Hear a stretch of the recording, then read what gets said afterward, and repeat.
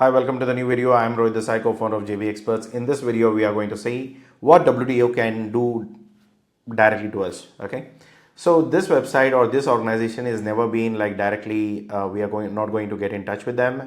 Whatever the issues country to country has or association would have, so those people will approach WTO to complain, particularly practice or a bad practice or ill practice being done by a particular country. They can go to the complain them.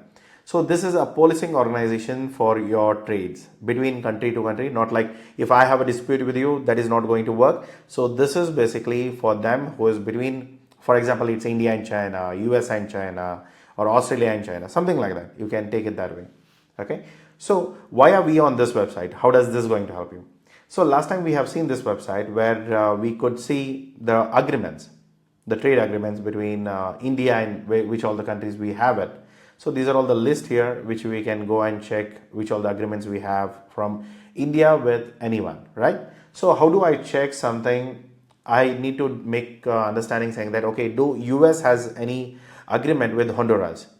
So how do I analyze that? So in that case, what you can do here is, so let's understand what this organization do first. So what we do, click on about WTO and what we do. So this is just basic information for you, just for your knowledge purpose. Nothing really on the field, you will never use this.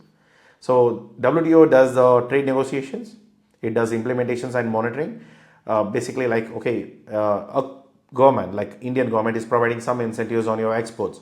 It could be as how big is it, like 0.15% or 0.2% or 1 rupee per kilo or something. That is the maximum support what Indian government is providing, right? But when it comes to China, these guys support them in form of incentives, in form of loans and something like that. If you look towards their business structure or export structure, the government of that particular country is supporting them very highly, which is saying that, okay, I will support you at 50%, not like 0.15%. India is doing 0.15 and China is doing 50. So then 50% support means I can reduce my product price because anyhow I'm getting incentives, right? So to get more orders, what I'll do is I'll reduce the price in the market and put it into a competition. So if an Indian manufacturer wants to compete with a Chinese manufacturer getting the products to India, where he's getting 50% of incentive from his government and we are not getting anything from our government, so normally it's not a competitive field. I have to shut my business in a year or two. The Chinese will take over the whole business model. So in that case, what you can do is the Indian government will go to WTO and inform them this is the practice which is China is doing and we are not comfortable. So we are imposing anti-dumping duty of 500% or something like that. Then this is the action against to the practice. So we want a even level of competitions. See what happens here is I am selling at 100. The production of the product in Indian market is 100 rupees. Then I want the other products which is coming to Indian market that also need to be at 100. I don't want anything something like, okay, my production is 200 and Chinese products are coming at 100 rupees. Then obviously the manufacturers of India are going to suffer. So these kind of all monitoring implementations is being taken care by WTO, or even the incentive what is being provided by Chinese government. Even then these people will communicate them this is not something we should practice because this will create it will disturb the harmony in the between the countries. So this is going to be a problem for you. So they make the dispute settlements, whatever the issues are there, they look towards it, that's settled off, and they also build the trade capacities. If any country is on the low productions, they have poverty there, so they'll support the particular countries. They create programs and all of it to support them to what best they can do at producing the products, and then whatever the trainings are required, they will do it through NGOs and sort of that, or particular organizations or a WTO organizations itself. And then the last thing what they do is they do a lot of outreach programs to train the countries, union, sort of that to help the trade, to increase the trade relations between the countries. So that is something which WTO mainly does. Okay, this is just for your knowledge. There is nothing related to your export business. Okay, but why we are here on this website? So here you can go for trade topics and go for RTA database, that is regional trade agreement database. So this website is going to provide you so much of information between, for Indian website, yeah, we'll go here, but I want to understand what South Africa or USA has a relation with other countries. So look at this. When I click on USA, there are a lot of other countries selected which they have an agreement with. So if I go to Honduras here, these guys have an agreement between United States and Honduras, and I'm a t-shirt manufacturer, and in this agreement United States is giving an exemption. Under this agreement, United States is giving exemptions to Honduras, saying that there will be a duty exemptions. But when it comes to us from India exporter, the Honduras exporter will get at 5% or 3% or 0%.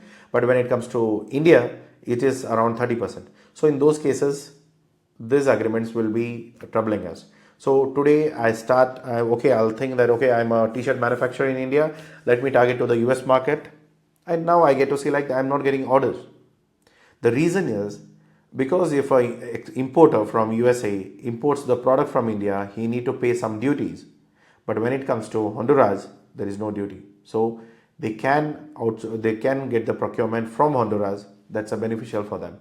So in these cases, this is very much important in your business strategy to understand which country has a upper hand in your product and what favoring them. Based on that, you need to build your strategy. Are you can compete to that market or not? Only then you will be having a right mindset to play with, or else it's not going to work it around. Okay. So this is one of the most important website, and you can go and download all the agreements copies, which is in English, English, Spanish, and French. So these are the official languages here. EFS. So you can go and download all the copies here. Go and refer to the tariff rates, where the tariff rates are being put up, and then is your HS code mentioned there? The 6 digit is what you need to check with them, and then see what are the other countries are getting and what are you not getting it. Anyhow, we have already done this exercise in the market access map. So in that we get to see that, okay, what are the others are getting, what are you signed up for, so what is the percentage difference. So better things are there, but it doesn't get updated faster, because you can check if any agreements is updated, you will get to see that agreement right here. You can download the copy, understand it, and then take the things forward from there. You just don't need to monitor just India's agreement with other countries. You need to also check which is your market and whom are they signing the agreements with. So for example, my target market is UK, so I want to understand who with whom does the UK is doing the agreements with. So these are all pretty much important. So based on that, I need to see, okay, what are the relations I carry with, what are the agreements are going with, and these are all particular updates you can see here.